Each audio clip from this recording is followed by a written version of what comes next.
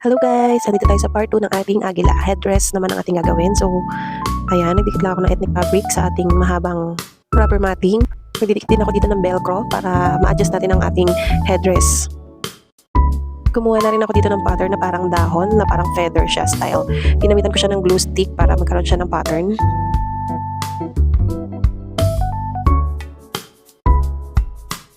Then marami na akong nagawa. Spray na natin siya ng gold.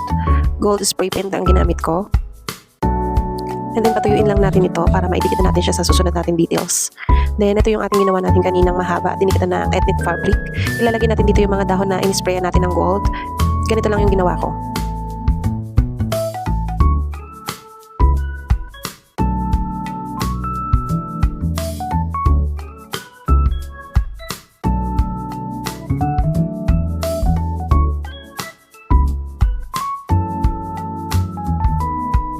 Pag natapos mo na yung ganyan details, merong butas dyan sa gitna. Lalagyan natin siya ng beads na color yellow. O, diba? Shala. Maglalagay din ako ng details dito ng feather. Medyo may mali ako dyan eh. Kinalas ko rin yan. Papakita ko sa inyo yung susunod na ginawa ko. Yan. Bali ang tatlo na yan. Tatanggalin ko yan. For the sukat muna ang person. O, diba? Ang shala. Opak. Opak.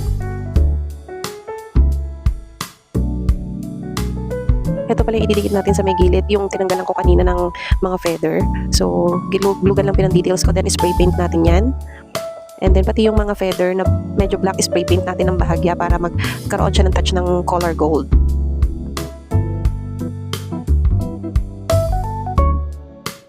Ayan, patuyuin lang natin yan para pwede na natin siya idikit.